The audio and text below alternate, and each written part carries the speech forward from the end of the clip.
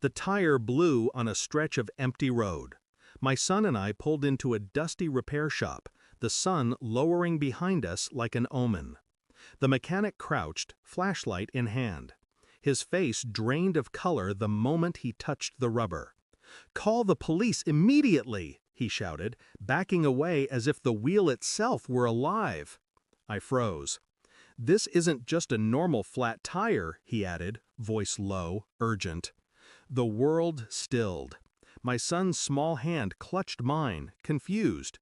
And as the mechanic whispered what he found, slits cut deep into the tire wall, explosives wired into the rim, something inside me turned to ice. This wasn't chance, it was intent. On the drive back, escorted by police, my thoughts spiraled into places I had avoided for years. This wasn't robbery, not a stranger. It was targeted. Someone wanted us dead. And the circle of suspects was small. My wife had suggested the drive. Her smile that morning, soft but strained, now replayed like a confession I had missed. My son had begged to come, and she'd encouraged it. The mechanic's words echoed. Not an accident. Designed. I thought of her mother, the woman who had never hidden her disdain for me, her subtle digs, her accidental slips of information that always left me doubting my place in my own home. And then, the memory. Months earlier, whispers on the phone. My wife in the kitchen, speaking in tones too careful, too hushed. She claimed it was a client, but her eyes had flinched when I entered. Now a truth began to form, sharp as glass. Not only betrayal, a plan, a way to erase me. And the boy I protected, the boy who called me dad, suddenly felt like the center of a secret I had never been allowed to touch. I didn't confront her, not yet. Instead, I became deliberate. I checked the car records. Her hands had touched the vehicle last. The garage security cameras revealed her dropping it off days before the drive. Not for service, but for storage. I pulled phone logs, calls to a number I didn't recognize. I dialed it once. A man answered, his tone too casual, too familiar.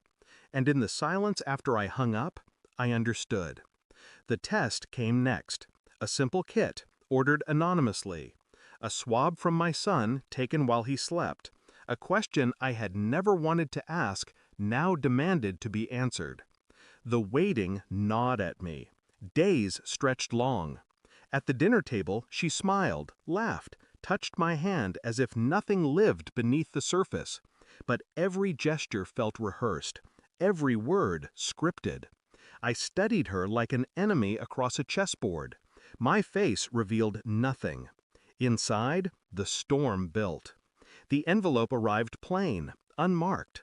I opened it at my desk, slow, steady.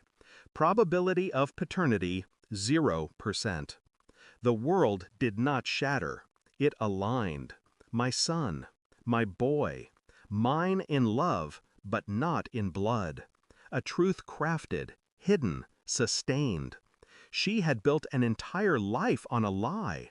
And when the lie threatened exposure, they had chosen to erase me completely. That night, I left the envelope on the table. She walked in, humming softly, pretending to be ordinary. She saw it. Her face drained. "What is this?" I didn't answer. She opened it, read, stared at me, shaking. "Please, I can explain." But explanations are currency for the guilty. I said nothing. My silence was the blade she had never expected. I didn't rage. I didn't strike. Instead, I pulled another folder from my bag. Every log, every receipt, every camera still, every piece of proof. I laid them before her like offerings at a funeral. Her funeral. Her voice broke. You knew all along?" My eyes held hers. Long enough. She collapsed into sobs, reaching for me, desperate. I leaned back, untouchable. "You didn't just betray me," I said, my voice calm. "You built an entire life on deception.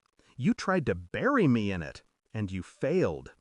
Her hands trembled, clutching nothing, and in her silence I saw her world collapse, brick by brick, lie by lie. I left before dawn. The house felt smaller as I closed the door, her sobs muffled behind me. My son slept at a friend's, blissfully unaware of the poison around him. The night air was sharp, clean. I had lost the illusion of family, but gained something sharper: clarity. No pity, no tears, only truth. And as I walked into the darkness, one thought remained, quiet and final. She had already lost the moment I stopped believing her lies. Thanks for watching. Don't forget to like, share, and comment. Subscribe now to Cheating Stories Insight World for more amazing stories.